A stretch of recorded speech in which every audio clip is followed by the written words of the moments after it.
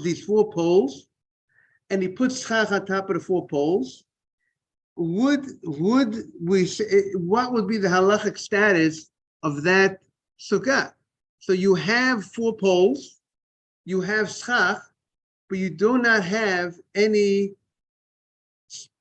partitions in between the 4 poles. See, it's like a canopy, like a chuppah at a wedding, right? There's nothing in between the poles. So that's the question of the Gemara. So there's a roof, right? Exactly. There's schach, but there's no walls. There's just poles. So the Gemara brought 2 opinions regarding this case. And then the Gemara started elaborating about what is exactly the case that they're arguing on. If you look at the Gemara on Dalet base 4b1 on the right side, Tana Rabbanan, Na'atz abba kundisin v'sikech hagaban. If a person, he put 4 poles onto the roof, and on top of the 4 poles he put schach. And at this point, this is a braita which does not didn't elaborate on the case exactly, and the Gemara is going to clarify what the case is. Rav Yaakov Machshir, Rav Yaakov says that this is a kosher sukkah, and the Chachamim poslim, and the Chachamim say that this sukkah that has 4 poles and nothing in between the poles on the roof, the Chachamim say it's not a good sukkah. So now comes Rav Huna, and Rav Huna explains what the case is talking about. Amar Rav Huna. Rav Huna says, Machloket al Svat Hagag. The machloket, the argument, is when the poles are on the side of the roof. So when the poles are on the side of the roof, the Rav Yaakov Sava, the Rav Yaakov holds, Gud asik michisata, that the walls of the building go up. We look at the walls of the building as if morning Aaron, that the walls go all the way up to the schach. That concept of Gud asik extends the walls of the building. Now it extends to the as if it filled the space between the poles, and it's now a kosher sukkah because it has walls. They're imaginary walls. We call them halachic. This principle of Gud asik. It's the same thing. If let's say you have, what do you say? The poles have to be at least 10 tefachim high. Has to be at least 10 tefachim high, the height of a sukkah, and we say that the wall of the building. We look at the wall of the building just like if a person would have a wall. If you build a wall, and then let's say you have a wall, and then there's space between the wall, top of the wall, and the schach. We have a halachic principle that we could say. There's this concept that we could say that this wall goes up. Even though it didn't reach the schach, we consider it as if it reached. So too, if it's imaginary, how do you know it's not higher than the limit? Because a wall that's too high is also invalid. Right, but it's the fact that you have from the floor of the sukkah to the schach, it could be, you could have a wall. I don't think there's a problem if you have 100 amma wall, as long as the schach, if you have the wall goes like this, but the schach goes like this, you're good, right? If I have the schach is within 20 amot of the ground, the fact that the wall goes all the way up to the heavens will not invalidate will not invalidate your sukkah. The fact that the wall is high. Well, every time we spoke about the wall being higher than 20 amot, that there's a problem, that's because the schach is also higher than 20 amot. It's not so much that the wall is the problem, so to speak, but the fact when the wall is higher than 20 amot, most likely that means that the schach is at the top of the wall.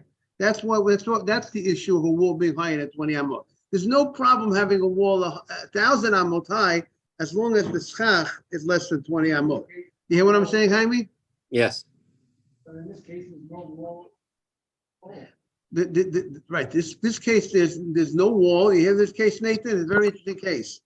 That we have a concept, a halachic concept, that we can, if you have a wall, a proper wall, we have a concept that if let's say there's a halach, the wall needs to reach the schach, right? A wall needs, the top of the wall needs to reach the schach. So we have a concept, that halachic concept, that says that the wall extends. If you have a wall, it extends all the way up. So that makes it as if it reaches the schach. So therefore, the Gemara says, in this case, when you have the walls of a building, so in a normal case would be, you have a wall, and let's say you have the schach is over here. The wall goes, it's a proper wall, it has a proper height of a wall to be a kosher for sukkah. Let's say it's 10 tvachim high, but it doesn't, but there's a space between the top of the wall and the schach. So we have a concept called that we look at this wall as if it extends. The wall goes up. That is not a space. So it doesn't seem like it doesn't seem that it makes a difference how high it could go. This wall we consider it as if the wall goes all the way up. That is this concept called gud asik. It extends all the way up. So that's like a leniency in the halacha, which makes it very convenient for people if they make a sukkah and it's hard for the whatever reason for the wall to reach the schach. This concept would treat it as if it extends.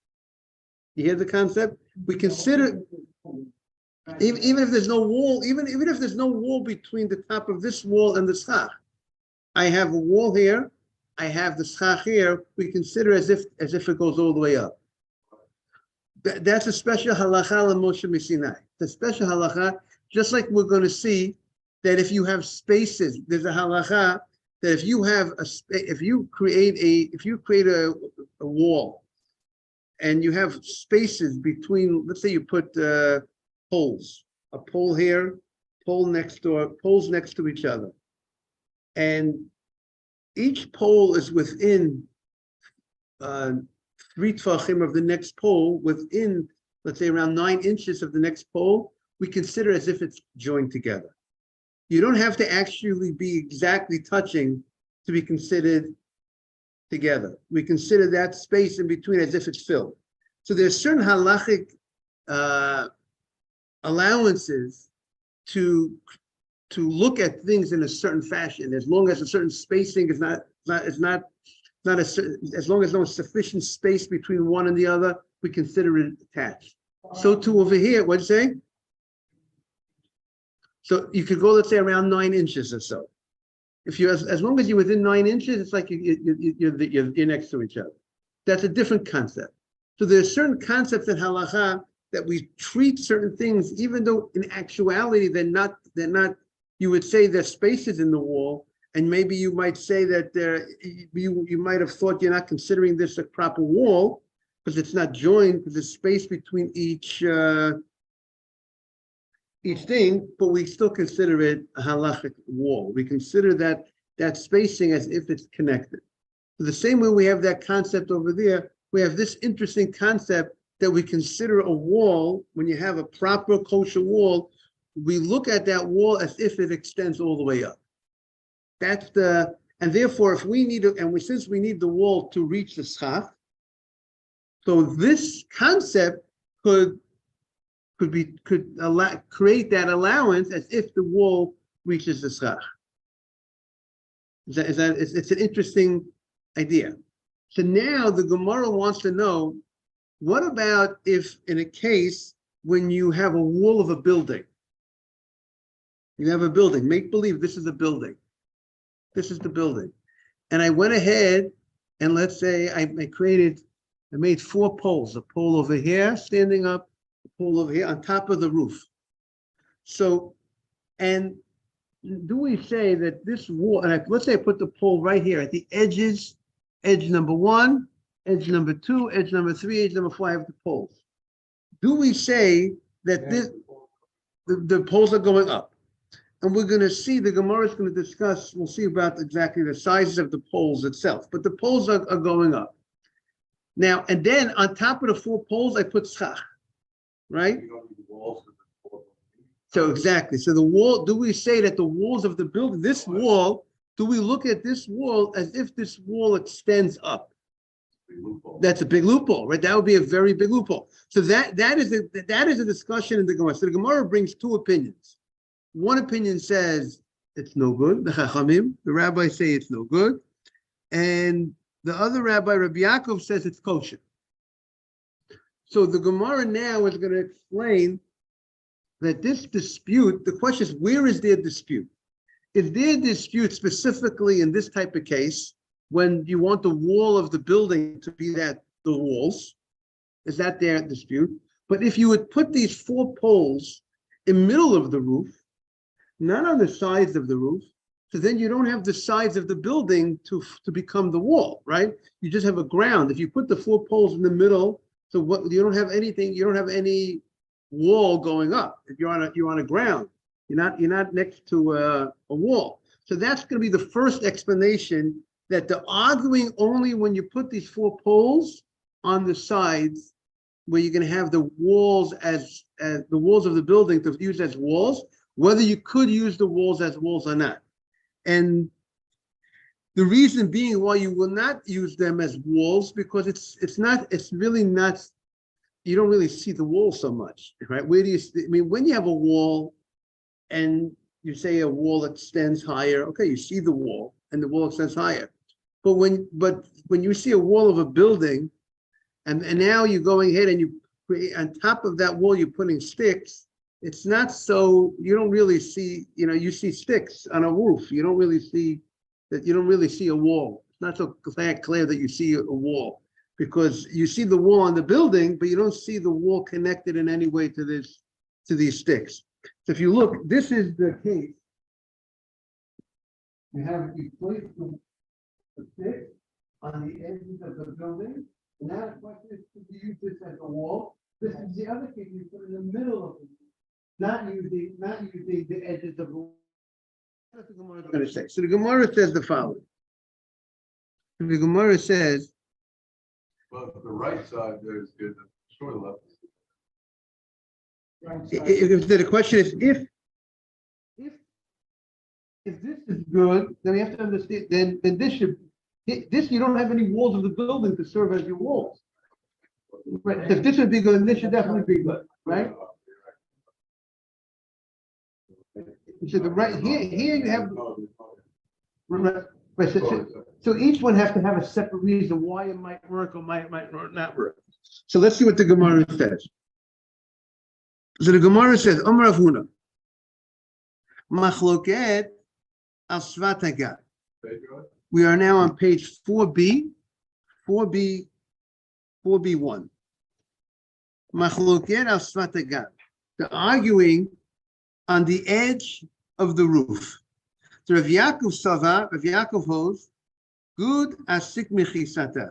We say that it extends. We say it extends, the wall extends above, and therefore the wall of the building would be considered the wall of the sukkah. However, Rabbanan Savri, Rabbanan hold, lo aminan good asik mechisata. We don't say that this wall, good morning, Morris. We don't say that the wall extends, because they're not considered, no part of the wall of the building has extended, is on top of the roof. The walls of the building are underneath the roof. And therefore we don't look at these walls as walls for the sukkah. It's not so recognizable that these are clear walls for the sukkah, and therefore it doesn't work. But if you made it in the middle of the roof, the divrei hakol, if you made it in the middle of the roof, divrei hakol psula, then this sukkah would not be kosher. even though you put schach on top of these poles, but there's no, in the middle of the roof, there's no side walls of the building to serve as these halachic walls for the sukkah that you placed on top of the roof. However, Rav Nachman says, "Be'emsa hagag machloket."